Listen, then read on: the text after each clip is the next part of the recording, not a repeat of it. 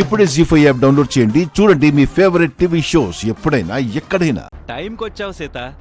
ఇప్పుడే మహాలక్ష్మి అందరిని పిలిచి ఏదో ఇంపార్టెంట్ విషయం చెప్పబోతుంది.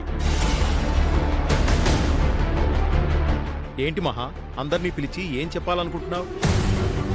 ఎలాగో ప్రీతి పెళ్లి జరిగిపోయింది, కానీ ప్రీతికి రాకేష్ సంబంధం వద్దు అనుకుని తప్పు చేశామేమో అనిపిస్తోంది.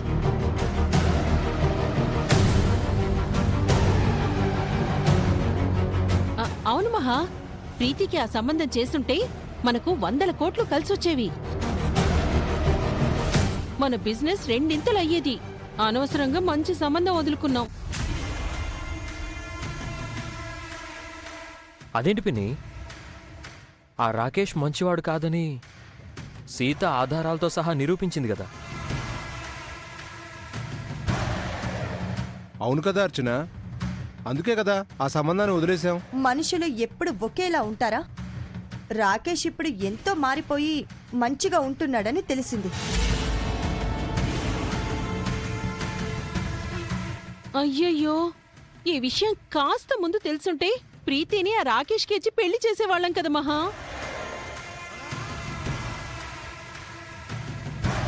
ప్రీతి పెళ్ళైపోయింది కదా చెల్లాయ్. ప్రీతికి శివకృష్ణ అన్నయ్య మంచి సంబంధమే తీసుకొచ్చాడు. అయిపోయిన పెళ్లికి మేళతాళాలు ఎందుకన్నట్టుగా ఇప్పుడు రాకేష్ గురించి ఎందుకు మాట్లాడుతున్నారు అత్తయ్య? ఏం లేదు, ఈరోజు రాకేష్ వాళ్ళ నాన్న నన్ను కలిశారు. మన సంబంధం తప్పిపోయినందుకు చాలా ఫీల్ అయ్యారు. వాళ్ళు ఫీల్ అయ్యారా లేక మీరు ఫీల్ అవుతున్నారా? ఇన్ఫ్యాక్ట్ రాకేష్ మంచిగా మారిపోయాడు అని తెలిసాక నేను కూడా బాధపడ్డాను. రాకేష్ కు మన ఇంటల్లుడయ్యే ప్రాప్తం లేదు మహా, వదిలే. లేదు జన, అంత మంచివాణ్ణి వదులుకోకూడదు. అవునవును, వాళ్లతో సంబంధాలుంటే మన బిజినెస్లు 3 పువ్వులు 6 కాయలు అవుతాయి. అందుకే నేనొక డెసిషన్కి వచ్చాను. రాకేష్ ఈ ఇంటి అల్లుడు అవ్వాలి అంటే ఒకటే మార్గం ఉంది. ఏంటి పిన్ని అది? ప్రీతిని ఎలాగూ రాకేష్కిచ్చి పెళ్లి చేయలేకపోయాం కాబట్టి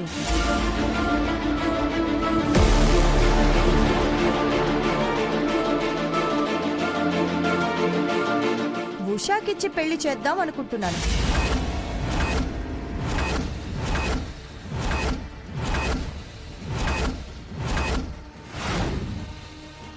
ఈ విషయం రాకేష్ వాళ్లతో చెప్పాను కూడా. వాళ్ళు చాలా సంతోషించి ఉషా అయినా ఓకే అన్నారు. మనతో సంబంధం కలుపుకోవడమే ముఖ్యమన్నారు.